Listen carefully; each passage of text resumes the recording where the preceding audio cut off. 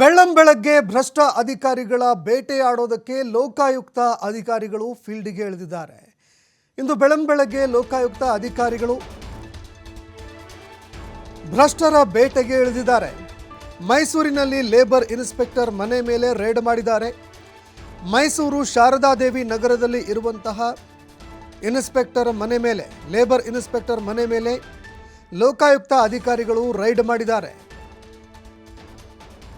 ಇನ್ನು ಆದಾಯಕ್ಕೂ ಮೀರಿ ಆಸ್ತಿ ಸಂಪಾದನೆ ಮಾಡಿರುವಂತಹ ಆರೋಪ ಕೇಳಿಬಂದಿತ್ತು. ಲೇಬರ್ ಇನ್ಸ್ಪೆಕ್ಟರ್ ಚೇತನ್ ಅವರ ಮನೆ ಮೇಲೆ ಲೋಕಾಯುಕ್ತ ಅಧಿಕಾರಿಗಳು ದಾಳಿ ಮಾಡಿದ್ದಾರೆ. ಇನ್ನು ತಮಗೆ ಬರುವಂತಹ ಆದಾಯ ಮೀರಿ ಇವರು ಸಂಪತ್ತನ್ನು ಮಾಡಿಕೊಂಡಿದ್ದಾರೆ, ಆಸ್ತಿ ಸಂಪಾದನೆ ಮಾಡಿದ್ದಾರೆ ಅನ್ನುವಂತಹ ಆರೋಪ ಇವ್ರ ಮೇಲೆ ಕೇಳಿಬಂದಿತ್ತು. ವಿಶಾಲವಾದಂತಹ ಬೃಹದಾಕಾರವಾದಂತಹ ಮನೆ ಕಟ್ಕೊಂಡಿದ್ರು, ಅದೇ ರೀತಿಯಾಗಿ ಅಕ್ರಮ ಸಂಪತ್ತು ಮಾಡಿಕೊಂಡಿದ್ದಾರೆ ಅನ್ನುವಂತಹ ಆರೋಪ ಕೂಡ ಕೇಳಿಬಂದಿತ್ತು. ಅಪಾರ ಪ್ರಮಾಣದಲ್ಲಿ ಇವರು ಆಸ್ತಿ ಕೂಡ ಹೊಂದಿದ್ದಾರೆ ಅನ್ನುವಂತಹ ಆರೋಪ ಕೇಳಿಬಂದಿತ್ತು. ಆರೋಪ ಕೇಳಿಬರ್ತಾ ಇದ್ದಂತೆ, ಕಂಪ್ಲೇಂಟ್ ಫೈಲ್ ಆಗ್ತಾ ಇದ್ದಂತೆ ಬೆಳ್ಳಂಬೆಳಗ್ಗೆ ಲೋಕಾಯುಕ್ತ ಅಧಿಕಾರಿಗಳು ದಾಳಿ ನಡೆಸಿದ್ದಾರೆ.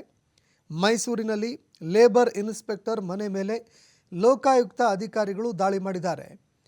ಇನ್ನು ಬೆಳ್ಳಂಬೆಳಗ್ಗೆ ಭ್ರಷ್ಟ ಅಧಿಕಾರಿಗಳ ಬೇಟೆಗೆ ಇಳಿದಂತಹ ಲೋಕಾಯುಕ್ತ ಅಧಿಕಾರಿಗಳು ಇನ್ನೂ ಯಾರ್ಯಾರ ಮನೆ ಮೇಲೆ ದಾಳಿ ಮಾಡ್ತಾರೆ ಅನ್ನುವಂಥದ್ದನ್ನು ಕೂಡ ಕಾದು ನೋಡಬೇಕಾಗತ್ತೆ.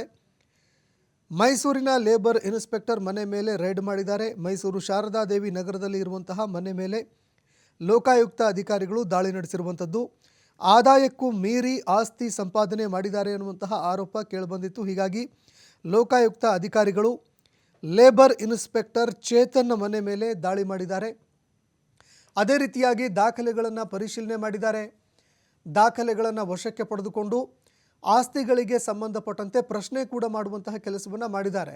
ಇನ್ನು ಅದೇ ರೀತಿಯಾಗಿ ಸಾಕಷ್ಟು ಕ್ಯಾಶ್ ಕೂಡ ಸಿಗುವಂತಹ ಸಾಧ್ಯತೆ ಇರುತ್ತೆ, ಚಿನ್ನಾಭರಣಗಳು ಕೂಡ ಸಿಗುವಂತಹ ಸಾಧ್ಯತೆ ಇರುತ್ತೆ. ಇದೆಲ್ಲದಕ್ಕೂ ಸಂಬಂಧಪಟ್ಟಂತೆ ಲೋಕಾಯುಕ್ತ ಅಧಿಕಾರಿಗಳು ಪ್ರಶ್ನೆಗಳನ್ನು ಮಾಡ್ತಾರೆ.